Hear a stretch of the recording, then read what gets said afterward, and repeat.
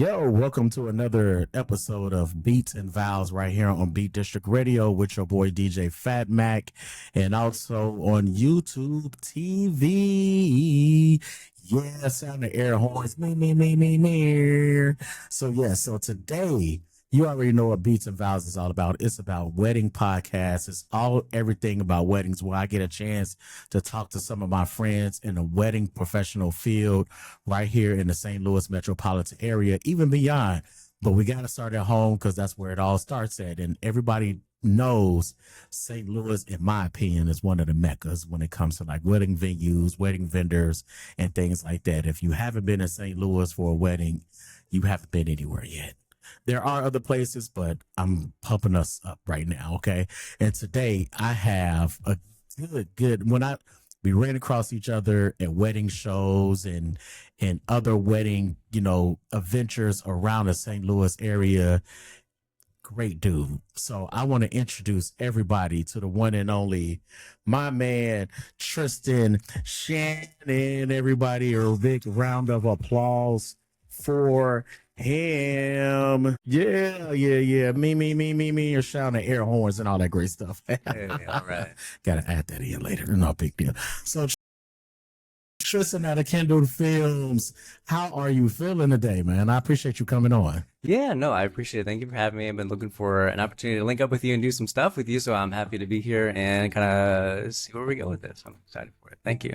It's going to be a great day. It's going to be a great day. And what I'm really excited about for anything to talking to you is learning about your journey and talking about your experience, not only in the wedding field, but just in the film field, right?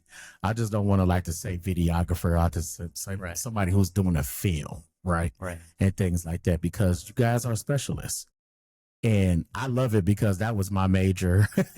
Ironically, was mass comm, TV and radio back in college. So I understand the path and everything that you and all the rest of the professionals go through, right? Yeah. So tell me a little bit about that journey. How did we get here? How did you become this grand person who you are, man? Right. Yeah. No, so I like to start the story by saying that I am a fourth generation storyteller. Oh, come on now. Fourth generation storyteller. So if we think back, so my mom, her dad's dad, back in World War II, they just got married, and cameras just got into the hands of consumers. He brought his, whenever he was stationed all the way in Japan and Okinawa, he brought his camera with him with his family while they were living there, stationed. And then when they made it to Hawaii, and then when they made it back to the States, the whole time. And the cool part is that I was able to watch all of this because of his use with his camera. It was a recorder, all black and white. Some of them was in color, after they made it back to the States. And like, I got to see my great grandparents like grow up and would have their kids with my grandfather, and get to see him and his childhood home where I, grew up knowing it as my great grandparents. And so flash forward to today, that passion for visual storytelling has trickled down to my grandfather. He's always with his camera at vacations. He got into that hobby a few years after I started to get serious with mine. And then flash forward to my mom had me. She had me late and after high school. And so going to college, I was the subject of her film class and like photography when she was doing, black, white in the red rooms and stuff like that. That was the subject. And so meeting me here now, I was always growing up with cameras, always having that, all right, we'll get the family pictures every holiday, all the seasons and all that. And so growing up, I was exposed to a lot of creative freedom with that. And so one thing led to another. I picked up a Polaroid camera when I was really young. It was for a Christmas present. And then now today, I had a little bit of freedom. Let me get you to 2018, late 2018. I got from my marketing desk job. I was kind of doing that 9-to-5 thing. Didn't really have any aspirations of what to do with it after high school. And so I was like, I'll just kind of like make stuff work until I can figure it out. And then I got let go from that job. I took that as an opportunity, took that severance check, got my first like actual like intermediate camera. It was a Canon. And then bought a few more pieces of gear with that. And I had a good friend, Brendan Batchelor of Batchelor Photography, who has been doing hobby photography, who then turned it into his business like right after high school. And I'm seeing this guy like do all these cool things, make his own schedules, and like enjoy his passion. I'm like, I don't have any of that. You did it in high school and you had a good time with it. Now you have a camera right now. Like, why don't you try investing in the wedding world, see what that's about? So he directed me to a couple of contracting companies so I could kind of freelance a little bit for my first few years. Got hooked up with a couple of weddings when I first started out, and then that slowly evolved into kind of something more. To now, it's my full-time thing. I've always tried to maintain that full-time thing, even through COVID in 2020. Lost a lot of business. A lot of stuff was shifted and pushed back like everybody, but then I still wanted to make time for it. Even I picked up a new 9 to 5, but still on the weekends I was still doing weddings. I was still doing gigs. I was still playing getting involved with like shows and music, because music was a big part of my life and still is. And so I try to my hand at that. First time freelancing was actually a music gig for a band that I eventually did play, and that's a whole story on its own. So that's a big music background for me, and so music and just the whole industry there was something that really got me into doing freelancing on the weekdays and stuff like that. So that whole year was working 8 to 4 on the weekdays, and then on the weekends I'd go hop on an 8 to 10 hour wedding, and have a Sunday break, maybe I edit, and I'm right back to it on Monday again, and was able to let that job go. And now full-time, one brand change later, I'm Kindled Films. I'm finally out there networking, because that's something that I didn't do. I didn't go to school for this. I'm all self-taught, YouTube University, as they say. I literally learned it all through YouTube, and just by doing it, by trying, and being okay with whatever I ended up making, just because I knew that was progress in the way that I wanted to go. So even with the YouTube University, do you find yourself, like you said, you fourth generation, do you find yourself asking questions, or it's just some stuff that you like, oh, I remember my grandparents doing this, or I remember my parents doing this? How does that go? Yeah, so as the one thing not going to school for it, and the one thing I really felt the lack of in the whole, was I didn't have like a mentor. There was no culture around me, because all of my friends were doing normal traditional job pathing, and so it was Brendan and me kind of figuring it out along the way, and me dipping into more filming and videography meant that I was kind of out of his realm. He stuck with photos and photography, but now that I was trying to do a little bit more of me, there was still kind of that gap. And so that first company that I freelanced for, the video manager, I was actually going in for photography at first. I was just going in to just say, hey, I do photos, that's what I'm comfortable with, I shoot for bands and stuff like that, here's some of my portfolio, I'd love to be able to work with you guys. And then while there was some time in between, I was waiting for my time to go out with the photography manager. They were like, well, do you do videos at all? I was like, I mean, I kind of do. Like, my wife and I would like do vlogs and stuff, or my girlfriend at the time we would vlog. Hey, in the room here too. Always here for support. That's why she's stuck. Okay. And so like I went into them, and it was like, I have like some like vlog stuff. I'm like, just go in there and see if they like you enough. And so I ended up showing Tyler Faltzik, who was the video manager at the time, some of my vlog stuff, and he was like, you've got something. Nice. You've got something. Nice. And I want to be able to train that and mold that, because he saw something in me that he saw in himself. I knew this later, because he's been my mentor ever since now. But then it was that moment where I was like, could I do something with this? And my first actual wedding that I have was ever on wasn't even for photos. It was for video. It was for video. And so I had a couple of photo gigs still, and I was still kind of doing both hybrid photo and video. You could try it now, knowing you kind of want to stick with one or the other. If you really want to go through it, it's got to be one. I tried to do both on a lot of days, and it was not the worst decision, but it's close. Yeah. And so which one you prefer? Well, clearly we prefer film. Right? I prefer film. I'm a film guy through and through. If I am asked for photos, I will probably hire it out and still say, hey, well, you want some video on side too. Yeah, for sure. So on a day of, well, let's just say the whole process, is it shooting or editing for you? As like which one you like better? That's tough. I know. I'm putting you on the spot already. We're not even 5 minutes. The real answer is I would, if I had to choose one, I would always choose to film. I would rather be in the action, feeling the moment, being in the atmosphere, versus the back end work, which is great. I love that. It's just a different part of my creative brain, kind of, and that like I can suddenly like find all these pieces, make it work, make it sync with the audio if there's sound bites, or with the music obviously and stuff like that. So there's a lot more that I get fulfilled with on the editing side than I do the filming side, but I still am more passionate about the film side. About actually producing and actually getting the shots done myself. Right. Is that what? So what do you think is your motivation? Is doing that your motivation to keep you going? Like you said, when you now full-time, and I commend you on that, because when I decided to go full-time, it was the most nerve-wracking, nerve-wracking thing of my life. So I get it, right? So what's your motivation to kind of keep that going? It's like, I don't want to go back to another 9 to 5 if I don't have to. Yeah, I mean, even through burnout, that's the thing too. Is like I've done this long enough. I've gone through multiple iterations of feeling burnt out, or like feeling like I can't do this, or like the imposter syndrome. Like it's common in creative fields and stuff like that. You know it, right? But what has kept me coming back and wanting to pursue more and do more is the stories. Yeah. And honestly, I didn't even get the chance to really recognize or acknowledge that until 2 years ago. I was on a trip to Yellowstone. All of a sudden, I was thrust into this documentary project where I had to spend 2 weeks out in the woods, out in the sticks, trying to capture these. It was a youth.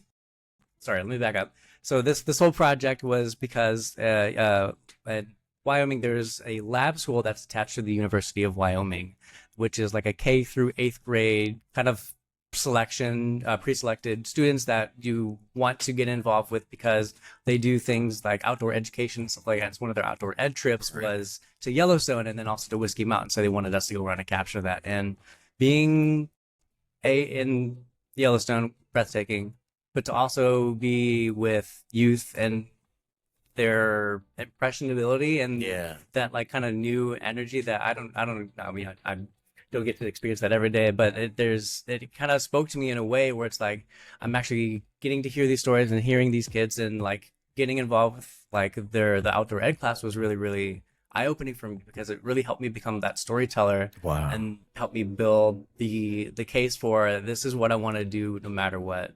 I want to be a storyteller no matter what. I'm a storyteller first, I'm a filmmaker second, but I'm a human before all that stuff. Well, you get that. You gotta become a human at some point. And so having those raw stories and kind of seeing their situations, I'm an empathetic person. I was originally wanting to go to school for psychology. And so kind of tying that all around, I think being the storyteller really, really fits what I want to do, what I want to bring to the world and how it fills me and my soul is just being able to tell stories and be able to experience the world with people and how they view it and, how I could be not just the person that is the storyteller too, but oftentimes when I'm getting these stories from people, it's a chance for them to vent. It's a chance for them to share their stories, maybe where they maybe didn't have an opportunity before, and it makes them feel seen and heard. And those are terms that I would have wanted to have for me if I was in that seat. All the everything that comes with being able to share a part of you and sharing that experience is really, really moving and motivating to me, and that's what keeps me coming back. I love it. I freaking love it.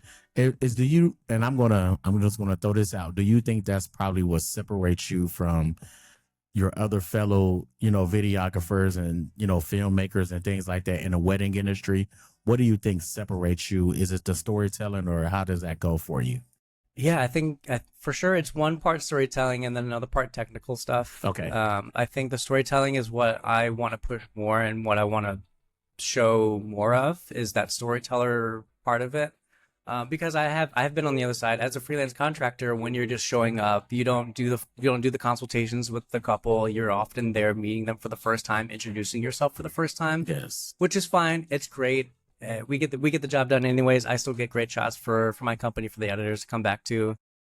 But there's that whole like missing piece where it's like I couldn't quite connect with them as well as like my own couples. And honestly, just those 2 or 3 consultations that you get before mean a lot. And I've experienced that more and more, that I get more opportunities to initiate contact with them. So something that I'm doing a lot recently is trying to push these adventure sessions. Okay, let's talk about that. Yeah, so adventure sessions you can think of it as an engagement shoot, but for video. Oftentimes I do pair this with the photographer if they already have something chosen, or if it makes more sense to kind of have these on separate occasions for schedules or whatever conflicts, totally fine. But it's a great opportunity, like engagement sessions, to really get to know your filmmaker and your couple and vice versa, see how you work with each other. So that way it's a low stakes, low pressure situation. There's no time crunch. You're not ready to go to hit the ceremony in like an hour and a half. You don't have to worry about there's all that pressure that's on the wedding day. You get to kind of skip all that on that first adventure session. So those little moments I think really do help separate me, and I really try to make an effort to get to know my couples, because that is the way that I help better represent them in their highlight film, in their wedding films and stuff like that. So I'm able to really hone in on who actually these people are and what they mean to each other the more time that I get to spend with them. And so having that is a really big part of what I feel like makes Kingdom Films unique, is that I really try to get to know these people as best as I can on a personal level too. That is huge, because that's something that a piece that when you have somebody of your magnitude, right, who really focuses on the couple versus, and it's not knocking them, ABC videography, right? They're out there. I hope it's not ABC videography that's looking. Look that up later. Tell me about it. Exactly right. Versus ABC videography, who just sending people out, right? And at this point, you're just sending people out. Somebody's editing. It's like, in my opinion, where's the true story in it? You know, where's the heartfelt in it? Where it's like, I'm just shooting, because even the editor's like, I'm just taking these videos and I'm just putting them together. To me, that's kind of difficult, right? Especially when we have editors that aren't the ones that filmed it too. Because there are plenty of projects that I've done where I was strictly the editor for, or just strictly the filmmaker for. We have two different ideas for these people that neither of you have met, and you're just kind of trying to throw things together for it. That's like, well, these shots look good together, yeah, and that's the basis of it. There's no, what does the shot mean to them? What is this moment that I gotten if I'm the editor? What does this particular thing mean to them? What is this, a handkerchief, or what is this moment that they're sharing with, a loved one? All those things you get in the moment, but it doesn't always translate to your editor. And so me as the filmer and also the editor, I feel like it's really important for me to do both whenever I do get the opportunity to be the editor and the shooter, which is 99.9% of the time. I am always the one that is going to be filming your wedding, unless otherwise, we're always communicating with you. It's not the case. That's before booking. That's before anything happens. But yeah, it's really important for me to be that person on both occasions, just so that I have the context. I have the consultations beforehand. I know these people now, and so by the time I get to editing, even if it's 2 to 3 weeks later, I still have all of that memory, all of those moments beforehand that I got to connect with them, and I get to put all that context together with the film. When you're telling a story, how does that? I know you're saying with the consultations, but how is that whole process? Even from meeting with them to the day of, and like the 3 or 4 consultations that you will have, and the day of, how does that all come together for you? Just on that day, is it just something you keep mental note of? Is it a sketch pad? What is it? Yeah, so with the way that I try to, first of all, it starts with how I reach out to clients, right? Yeah. I'm already I'm kind of pre-qualifying some of the folks that do come through, not all the time. I'm not that busy. But with that in mind, I do kind of want to know like some hobby points. What do they love to do together? And so even with that first consultation, I want to know their love story. I want to know how you got together, because that's something that I could pull from. So I'm trying to get to know them as best as I can. And so that means like, what do you do together? What are your hobbies? What do you do to support each other? Do you go out? Do you do stuff with the community? So like a lot of St. Louis couples are pretty St. Louis focused. So it's easy to say, okay, well, I'm going to make sure I get this shot and have this in mind. But whenever I start to get into the realness of it, a lot of that opens up on the wedding day. So for those first couple consultations, I'm getting to know them just verbally and like how they sit. And this is all video calls too. So I like that face-to-face moment. I don't phone calls or whatever. Yeah. I want that like personal connection on that visual. So having those few things, and then the day of, I'm looking for how they're interacting with like their guests and their friends and stuff like that. And I'm really just trying to pick up a lot of mannerisms and stuff like that. The physical touch is like my love language, so I like to look for that with my couples and that too. And those are easy things for me to like watch and pick up on, just like where are their hands going, and like how are they loving each other without their hands, or like how are they loving each other in the hard moment or in the long days when we're on hour 7 of the day with you and stuff like that. And so having those little moments really do make the difference for me. So I'm gonna kind of put you on the spot. It's going to be 2 questions, opposite of each other. So like you said, your biggest thing is producing a love story, right? Is there how has there been a time where it's been difficult? It's like, I just can't find the love in this couple? Ooh. Interesting. I I feel like I can certainly say this, in that the couples that I was filming for before, when I was doing freelance work for other companies and stuff like that, those were the times where I didn't feel as much connection with them. Mhm. And then also could be with me just trying to get what I need to get with the shots and kind of having just that base, shot list to get done through the day. But Right. there have been more times I feel like with couples that weren't mine or couples that I'd never interact with them in the first place, that I didn't really feel that spark of the connection. I still get the good shots, right? There's still that like basis of they're still going to get a great product at the end of the day, but it not that it's totally dependent on the couple and how they are. Obviously, there's a lot of stress on the wedding day. Things happen, and not everybody's in the greatest mood, and sometimes they get involved. By the end of the night, I'm sure Look, when you're talking with couples at the end, it's like you're trying to get them ready to go for a reception, and like Yeah. I just had this happen and this happen, and it's hot. Yep. I'm sweating. I just got bit by whatever, and like I'm not having a great day. Still, I mean, we try to do with the best we can, and obviously, not everybody's going to be 100% on every single day. Yeah. Let alone.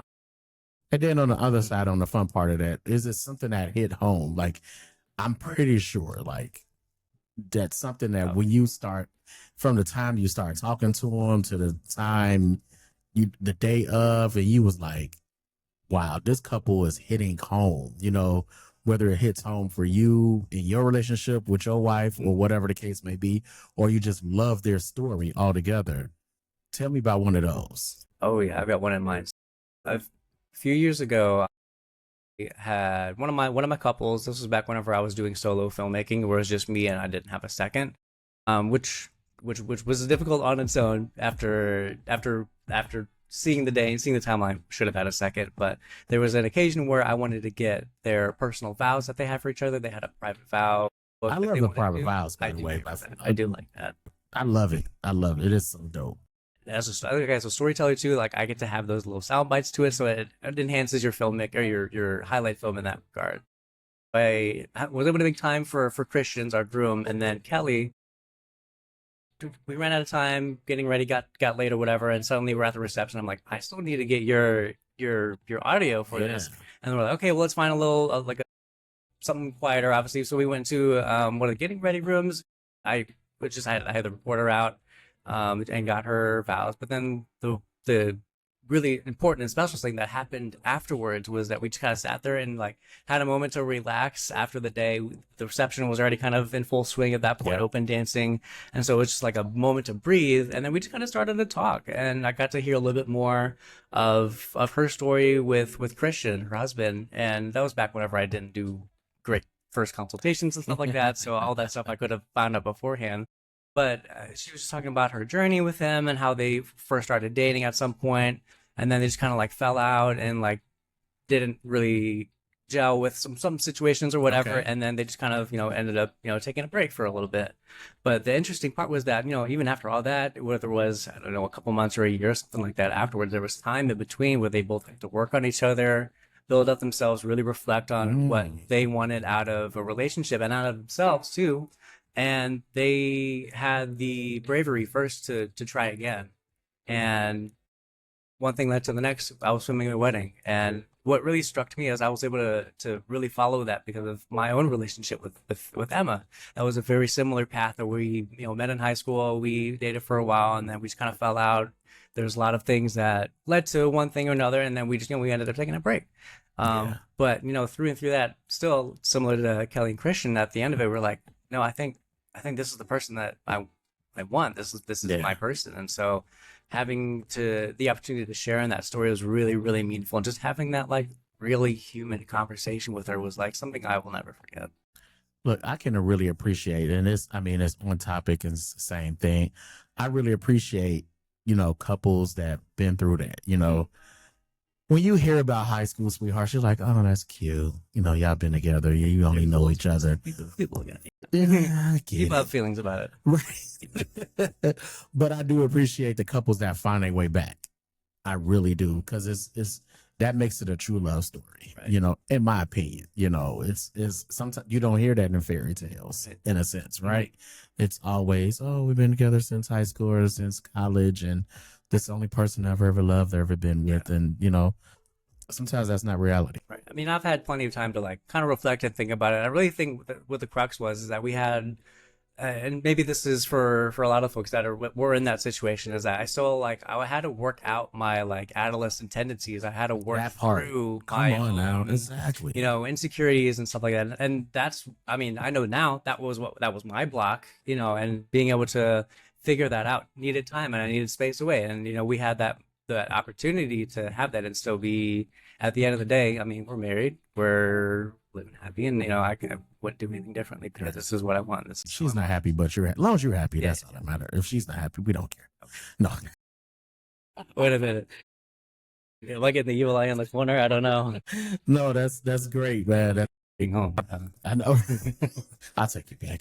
All right. I'll take you back if need because that was my fault. Dang it. So when you're talking about the art of storytelling, Yes. right? Even on that day, what's probably your least favorite part of day of? Day of is always the worst part for me is the anticipation. It's always the anxiety, the nerves, and the leaving the house hoping I remembered everything, right? You can always do so much. I'm pretty sure you Pre-plan, forgot something. pack beforehand, right? Yeah, and it's always like I might have left, but when it's on, it's on. It's like I kind of go into a work mode, and there's not like. And maybe this is why I'll look. There's not like a really worst part of it unless something crazy happens. But I still really want to try to have that positivity, and I really don't want to be the one to add to that chaos if that's the case. Like I've had seconds and photographers that would kind of lean into the emotions of the day or the emotion of a moment. Tensions are high. People are under a lot of pressure today, like myself included. But I don't want that, and I don't want to fuel that like chaotic fire of like, oh, this thing's going wrong and this thing's going well. Those things may have happened, but okay, what are we looking forward to? What can we do to adjust that? So those are the things that I really want to look and try to help build with the couple, especially if something really unexpected happens or we're missing somebody or whatever, or suddenly we're so far behind and that stuff happens. But like I know to kind of to be that person because I am with them for most of the day. It makes sense for them to maybe lean on somebody who's had the years of experience and doing all this where they may have seen it a time or two, and especially if you can be that calm in the storm, your couples will thank you for it. Yeah, and I think when it's two things that works with that, right? Like you said, you feel nervous if something is going awry, it's not going as planned. But when you're meeting with your couples, you establishing those relationships in the beginning. There's like, I understand, but I trust Tristan at the end of the day. I trust Kendall feels, right? And so that's two parts to that is that when you have that trust in your couples, but also even on the other note is, and it's something I've seen you do personally, is know other vendors, right? To set those relationships, whether it was wedding shows or, happy hours or whatever the case may be.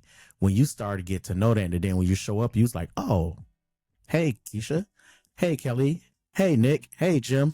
Everybody knows each other, right? So when things are chaotic, you were like, okay, let me lean on somebody else who I know. Let me lean on this particular wedding coordinator, or let me live on the wedding coordinator. Planners are my best. Look, they gotta be your best friend. Honestly, for someone who's gonna know everything ins and outs of that entire day, and for someone to have somebody that does know that, have that person, it means everything to me as a storyteller, filmmaker, person who's just trying to get through the day. Somebody other than the photographer, that I can lean on to know the timeline, and has the capabilities to go out and do something. Whereas like I kind of have to stay with a couple or stay with whatever I'm doing. So planners.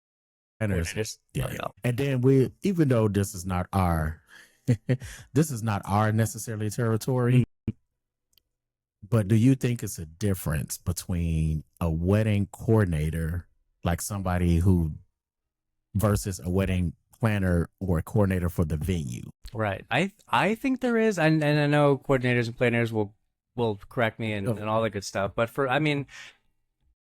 cursory knowledge that I know, yes, there is a difference between a planner and a coordinator, right? The planner is going to plan your event, going to plan your timeline, plan this and that. Coordinator on the day of is going to help coordinate that and put that into action, right? So to me, there's a huge difference. And like, I mean, I know maybe it takes two different kinds of people.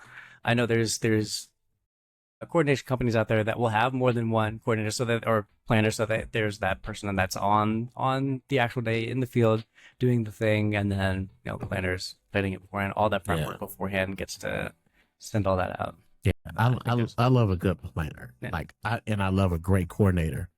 But if they can work together, if it's two separate people, Oh yeah, right? If that makes sense. When I say it's usually if it's two separate people, that means it's the the venue's got some coordinator, yeah. right?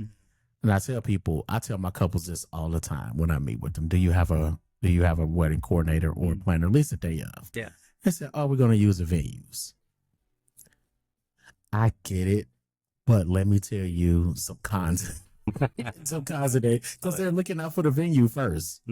You're always going to be second, unfortunately. And I try to tell couples that you're going to be second, because they're hired. They have to, whatever the venue says, they have to follow that guideline. And there's no ifs, ands, or buts. At least with somebody on the outskirts, they were like, nah, we're going to make this happen. The unobjective opinion, we're going to need that, right? Have that third party. Because, right, I mean, not that there's like a giant conflict of interest, but like, that's something that you might have to consider. And, whenever you are looking to book a planner or coordinator, that, and asking those questions too. And that's something that me as a filmmaker who's just doing filming, I kind of have to educate my couples or future clients that like of a few things there too. So it's like still some conversations that need to be had for a lot of people who aren't in the industry, who don't know the difference, right? Yeah, exactly. It is about education, and that's part of what this show is all about. Just educating not only couples, but also educating, anybody who's aspiring to get into the wedding field, to become a filmmaker, become a storyteller, and things like that. That's what we're doing here, on Beats and Vows.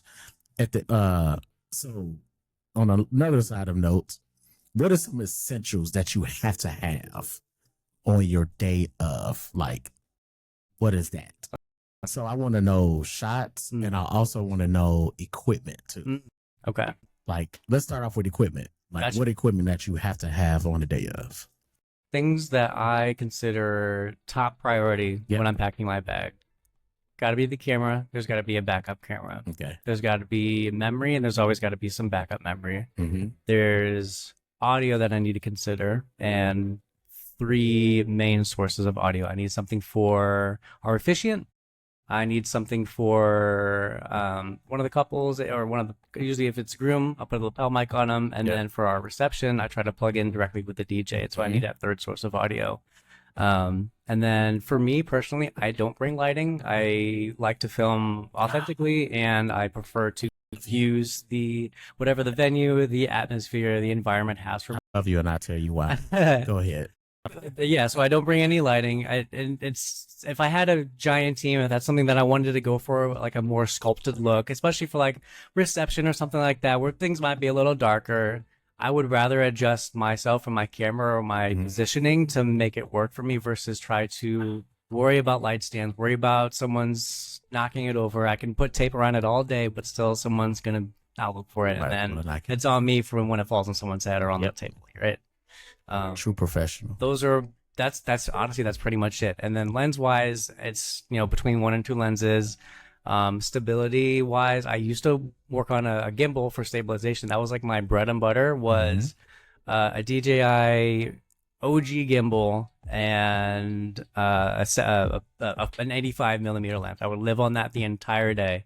Don't recommend it. It's heavy and you are stuck with one shot and it's very tight. But now I mostly do handheld stuff. I prefer handheld work. It helps me engage myself more with my camera and with whatever I'm seeing, so I can control the pace, the intensity, or very quickly I can swap between one person and the next, and I'm manual focused the whole time. People get surprised about that. I am manual focusing the whole time, the entire day. No autofocus on any of my cameras. Sorry, Emma-Jean, you're learning on the more harder side of it, but it's, at the end of the day, I like being in control of that, because too many times where I have seconds and stuff like that, where their focus like starts to grab something from behind them, or they zoom in on the barrel that's close, and it's like I needed to just stay in the moment, because those are distractions. Those are distractions for my audience, my viewer, and if there is anything that I can do to help immerse my audience or whoever's watching it, the couple, their families, friends, whoever, or future future clients, I want them to be as immersed as possible. And so that means taking as much control of the situation that I can, excluding lights and stuff like that. Oh, I love it. I love it. I'm going to get into my light story here in 3 seconds. But before I get to that, so one got to go, right? One got to go. If you forgot something, you was like, damn, I'm way out here in an hour and a half away, right? I know some of this stuff is going to be simple. So you talking about your camera, your lens, audio, what else did we say? It's kind of it. That's all I'm really working is the camera, the lens, and then my audio, right? One of those three. Yeah. You forgot it at home. You forgot it. Emma's with you. Matter of fact, yeah, Emma's with you. And you're an hour and a half to 2 hours away. So I'm picturing myself this last weekend. We were at Little Piney, and what if I forgot something? Okay. Yeah, if you would have forgot, if you would have forgotten that bag, you would have been like, I'm effed out about luck. I don't know what to do. If I'm assuming I'm like at least a little bit there, I probably have the most likely thing for me to forget is probably my audio bag, because it's a separate bag for where my lenses and my cameras are. Okay. That's probably the most likely thing to be forgotten. It's an entirely separate bag. And that's happened before. That's happened a couple times. Yeah. Thankfully, I did have my wife at home and she did run it out. Huge shout out. But yeah, no, I think if I had to not live with it, I have to get the audio away. I just need the camera. I need to do the thing, at least visually, that I came to do. You do the audio there, but you just rely strictly off the camera. Camera. That's all I would do. If I was really, really pushing for it, and let's say some of the filming situations that I was in, for example, like if it was at if it was at a Catholic church, I might have a really hard time hearing really anything from the camera. So I would maybe put the phone out or something like that. Hit record on the audio recorder, and hopefully I can get something decent from being a little bit closer with my phone and sync that instead of having something. But yeah, that's kind of the only solution is you got to work with what you got with your camera or use your phone in a pinch. But so what do you use as far as audio goes? Audio, I was living with I'm on the Zoom ecosystem right now. Yeah. Okay. So the Zoom 81Ns. I have two of those. That's what I started out with. Then I have their F2 and their F3. Their F2 is their little mini lapel mic. It's meant to be an on-person mic, and it has a belt clip. Best thing in the world. It has a belt clip. I can hook it on to whatever I need to. It's awesome. And then I have the F3, which is an XLR input, which is what I use for my DJs, my DJ boards. If I need to come out of their speakers or something like that, that's where I would use that for, as far as audio is concerned. That's probably all I would really want. If I needed to have something on camera, I have like a shotgun mic, a little Comica. Yeah. Just something to kind of get me a little bit more than just what the camera mic would get me. I was gonna say, what's your most budget friendly? It sounds like the Comica is probably the Comica. Yeah. I think I spent like maybe $100 on that one, but I would say if you're gonna go and invest in audio, you should grab something that you can give to either in your groom's coat pocket or something with the efficient, so that way you can have good clean audio on the person. Because you can have that on the camera all day and it gets you great ambience, but then like I need something with good clear audio so that way I can help tell that story through something a little bit more closer to the speaker. Yeah, it's because the Comica is, if I'm not mistaken, that's when you just clip on real quick. Oh, the Comica is actually it's a shotgun mic, so it would mount on the camera. Yeah, mount on the camera. But then the H1s are like packs that you can either use as a field mic, so you can hold it up to somebody and that gets it, or you can plug in like a little lapel microphone to attach onto, and then they just like put that in the coat pocket or something like that. Yeah, I didn't know if you had like something like a DJI where it's like, hey, fail safe. That's where you keep like your main camera, like the fail safe. I'm going to keep this little DJI. I don't know, just something I'm thinking out loud. Well, actually, yeah, the Bluetooth, I've been interested in the Bluetooth stuff when it first came out. I've had a couple of people come back to me and with some Bluetooth experience in that, and with interference issues, or if they have something that sends a signal directly to like a transmitter or receiver kind of thing. I've used a couple of those and had some issues with interference, or if someone's phone goes off or starts to get a message, you get that, about it. But I try to stay away from some of the Bluetooth stuff, so that way, even if I'm working with another DJ for example, for the ceremony, they want to get a mic on the officiant, so that way they can be projected through speakers. But then if I have a Bluetooth, maybe that it has issues with the signal being, messed up or something like that. So I try to keep it all like in the actual thing. Yeah. What is something that you present to or you just ask, what is something that you give to couples in a sense that to make them feel safe, to feel like when they looking for a filmmaker for their special day, what is something that you will give them as a piece of advice, like what you should be looking for and things like that, out of just sending some just random person that just picked up a camera 2 days ago? Most of what I would suggest to couples looking for a videographer or filmmaker is really just to ask a lot of questions. But like, what do you ask, right? You're not hiring a videographer or a filmmaker every other day. So like, what would you ask for? What are you at exactly? What would they be asking for? What should they be asking for? You should be first clarifying exactly what you're getting as far as your deliverables. So for me, a common package that I give out is an 8-hour package with a highlight film, full ceremony, full reception. What is a full reception? What does a full ceremony look like? Asking those questions will really help you identify kind of, first of all, what the final product is going to look like. And so for me, the full ceremony is like processional from top to bottom, minimal edits, like just for cutting between cameras or cutting out long pauses, that kind of thing, to help speed and go for fluidity and all that good stuff. And then there's also, educating my couples on whenever they ask for like RAWs. That's a whole thing for filmmakers, photographers, is, like whenever you get asked for RAWs, like part of it is asking what you mean by what do you like asking for RAWs. Because to me, RAWs are like the actual files, the non-colored, not even edited anything. Those are RAW files. But usually what they end up meaning is they want a raw, unedited version of the ceremony, which is what I would deliver for them. Or so they want raw one shot, that the one that just facing towards God. Right. Oftentimes, and I make sure to clarify this, is, are you looking for like the actual files and stuff like that? Because that's gonna cost you more. And what are you gonna do with like individual little files that you have to then color yourself? Because I film in a way that's desaturated if I'm in log, and so that means putting the color back in and shaping it the way I want to. So like, not everybody's no standard couple doing that themselves. Oftentimes what they mean is they just want the full unedited version of whatever the event is. So like for the reception, my full reception videos come with like their grand entrance, full cake and stuff like that. Will be included there like in their entirety, instead of like little snippets that they'd see in the highlight.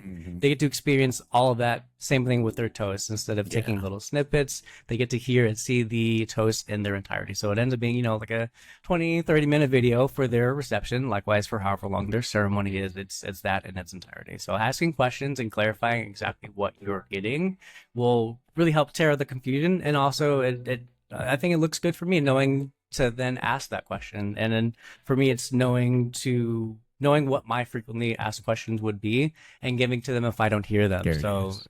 Every single time after my discovery call, which is my first consultation with them, at the end, I'm really trying to reel through our conversation and find out little things that they maybe didn't ask for. Turnaround time is something that I get asked sometimes for, but it's oftentimes something you don't think about when you're in your first consultation. You're not thinking about the end of the product or anything else like that. So I'm also it's after the fact. Yeah, it's trying to clear all that up ahead of time. And so being openly communicative really is how I try to set my couples at ease with who they're getting.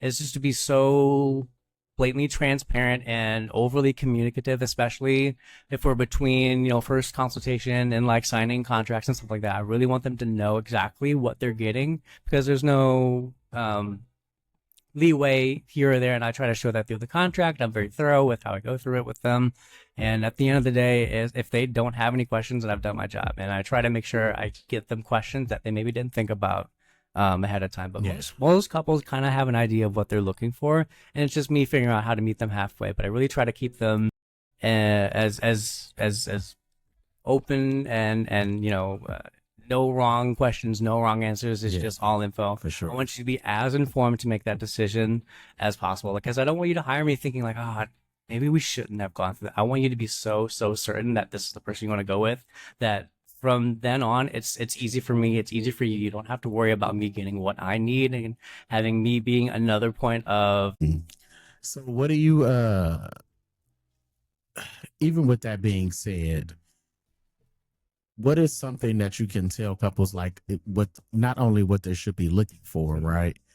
But like you said, the biggest thing is turnaround time. I hear that a lot with filmmakers. What is your average turnaround time?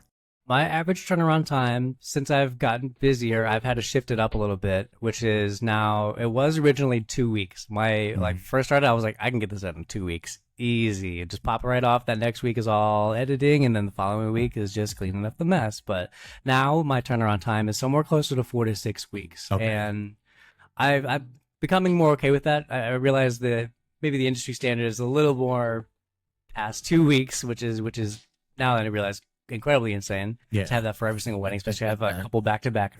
But yeah, 4 to 6 weeks, sometimes 8. If it's past 6, I'm always communicating with you. So if I think that there's any chance that I'm not delivering to you past that like 1 month mark, I'm emailing you, telling you the situation. Hey, I plan on starting at this date and this date. I try not to do that beforehand, mostly because if my first consult or my second consultation is often months before the actual day, and I don't know my schedule that far, right? So I want to make sure that I, as a professional, have leeway and room to make mistakes and have a backlog and then finally kind of catch up a little bit. But I want to make sure that I'm taking that extra step and telling them about it. There's oftentimes a lot of photographers and filmmakers and videographers that they'll give them that timeline at the start. They're not going to remember. It's in the contract. They're not going to remember. No one's reading it. No. The after their wedding. No. When I'm going to get my video. Yeah.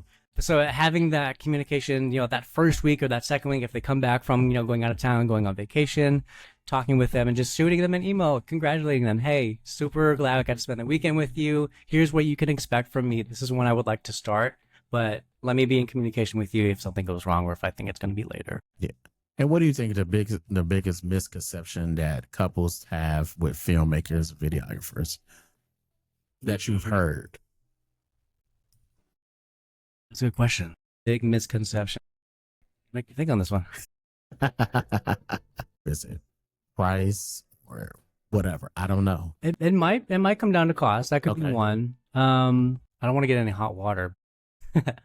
Not okay. There's a balance to it in my mind. Not like the photographer does more work or does the videographer do work. Does that mean they should charge more? How do you value yourself? And that was kind of a part of me growing and learning and, not going to school for it and kind of learning as I went, how do you value your service and stuff? Are you too expensive for just being just the filming videography side? Or does it make more sense for them to go with somebody who bundles it all, that kind of thing? But then, at the end of the day, let me stop on that one. I don't know. Yeah. Think about I set right for it. Yeah. Think about that one. Yeah, for a little bit. It's not a problem. Understand? Yeah. Because sometimes I look at when couples are looking at different things that they always have Pinterest board or they go on forums and people are saying, "Oh, this is what you should be looking for," or "This is what you." It's like, do you really know? Unless you're talking to a professional. Don't talk to your girlfriend who got married, in a barn behind the house next to the cows or whatever the case may be. I don't know. Got you now. Okay, I think I got mine. Okay. So I think a lot of confusion might happen. A lot of misconceptions might come through with, I just had it and I lost it. What's going on? Hold on. We all been there. Trust me. I know I put you on the spot. I'm sorry. I put him on the spot. I didn't know. I'm sorry. I don't know. It'll come back. I guarantee you. It'll come back. It'll come back. So what is something that you will give like a tip for inspiring, videographers, people who wants to become a filmmaker, who wants to get off into the wedding field? What are some tips and tricks that you will give them? This is a great question because I don't want to say adopted, but I have a new shadow for me. So I don't want to use like intern because it's like, if they're on a gig for me, they're getting paid. First of all, Paid, I'm not doing that, experience work, which is like great. If I'm making money, you're making money at that same time. Something that I would really encourage, and what I would encourage for them to do is to just keep shooting, get familiar with your gear, your equipment, because being able to swap between settings and do a quick lens change or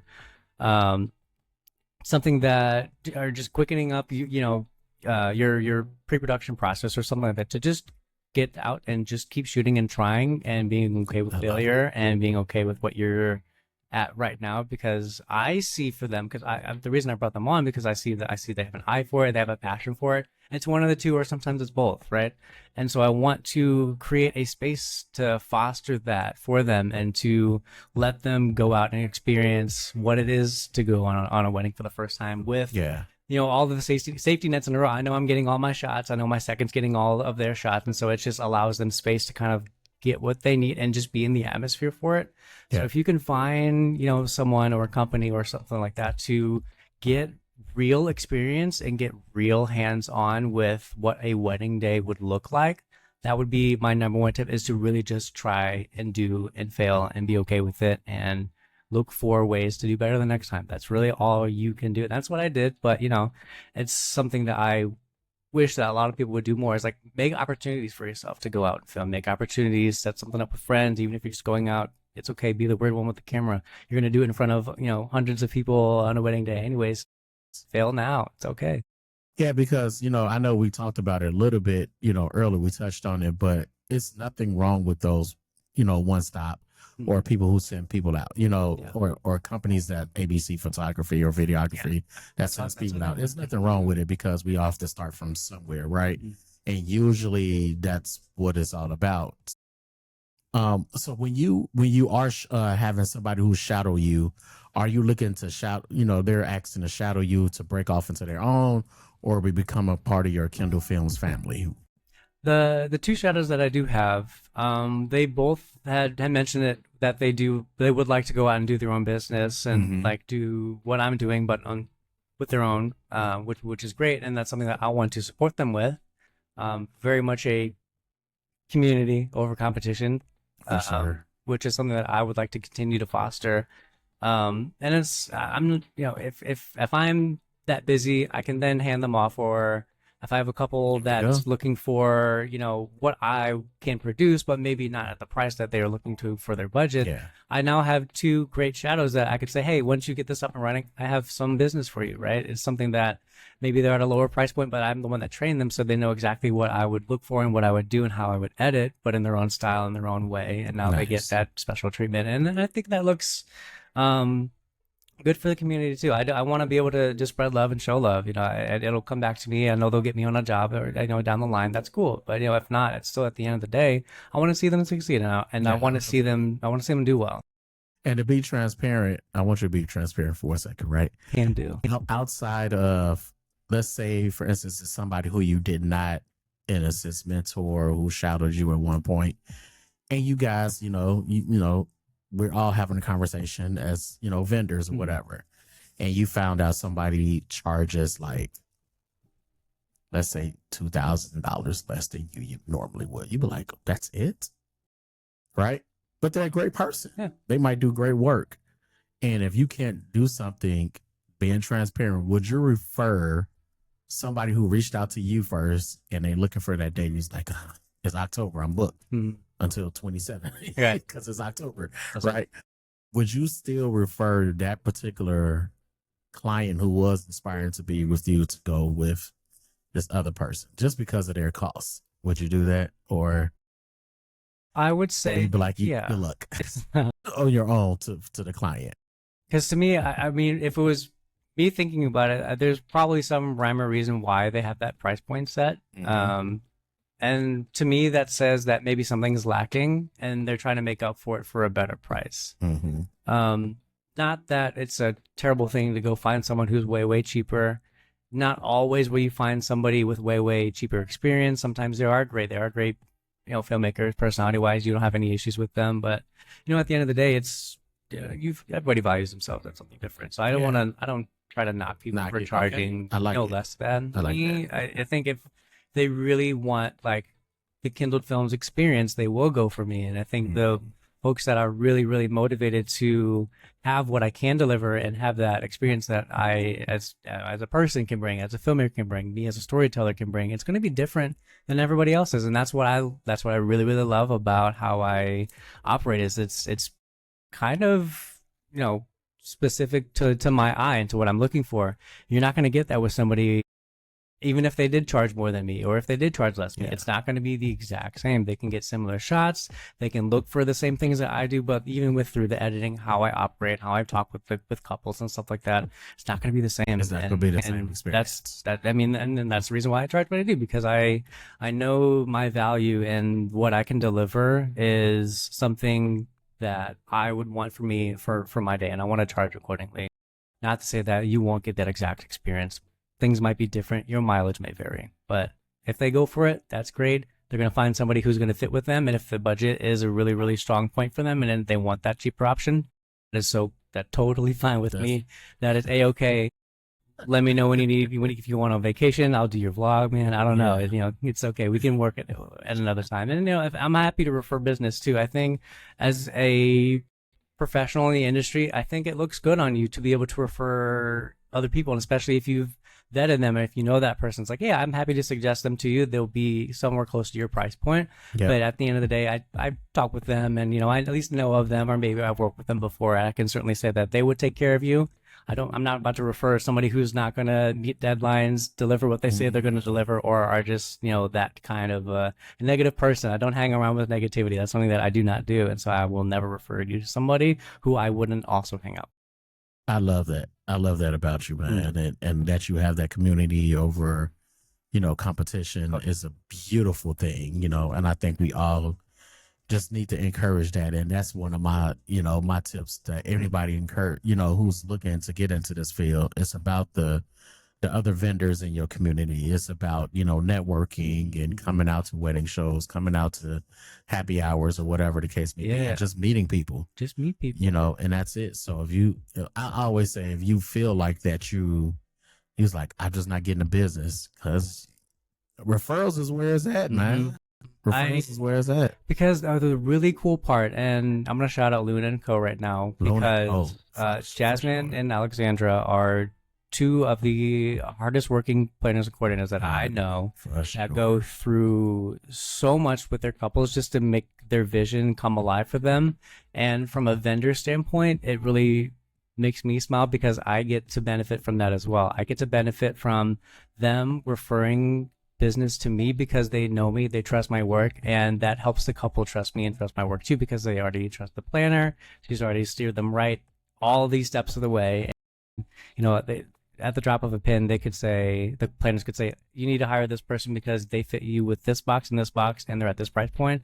And the couple would be like, awesome, great, let's get on a call with them. I'm ready to sign. And that's happened twice with them. And I so appreciative of it. And having that networking wouldn't have happened, having the opportunity wouldn't have happened without that previous networking, and being that person for them, and, you know, showing them my personality, who I am. And they dealt with that, and I dealt with them. And I really think the couples that we share together really notice the impact for the team that they build.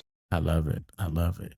If there was one final thing that you would, you know, tell couples, what is that going to be?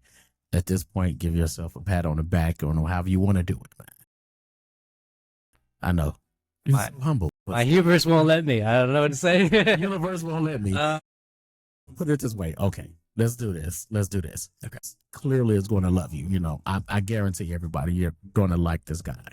And Kindle Films, just altogether, everybody who he brings with them is nothing but positive energy. I've seen it firsthand. So with that being said, how can they find you, and how can they look for you and see any of your videos or any of your footages and things like that? How can they find you? Oh, yeah. And immediately, Instagram, Kindled Films, one word, will be a really good way to get an idea of who I am. I try to post on stories and stuff, so for more of that personality kind of thing, so people can kind of get a vibe from me without having to go through all the reels and stuff like that. But I do post frequently, and I try to keep up to date on that platform. So that's a great way to kind of see me, what I'm about. You can see some of the teasers that I have on there for the different weddings that we've been on this year and last year, and really get a sense of who your filmmaker is. And I think that's really, really important. The more that you know your filmmaker and the more that they know you, the better that product is going to be and the better time you're going to have on your wedding day. I love it. I love it. I really appreciate you coming in today, man. Thank coming you for on the making time with show me. and so we can find out more about you. You know, that's what it's all about. Is, you know, I love stories like yours when you, especially to find out you're a fourth generation. I'm like, this is crazy. I mean, a lot of us, I don't know, I just picked up a camera one day or I just started DJing one day or whatever. But to know that it technically runs through your blood, that's a beautiful thing, man. And I appreciate your story today. And I love for us to talk again at some point. Totally different conversation, totally different topic, because I know you have so much experience and much more we can talk about. Oh, right, for sure. right. Thank you. So once again, I like to thank everybody for coming on and showing so much love to Tristan, Shannon today from Kindle Films. Once again, sound and air horns for me. Thank you for coming in. And once again, each and every Wednesday right here on Beats and Vows. Look forward to talking to you guys soon. To the next time, between time, music is life, life is music. We out.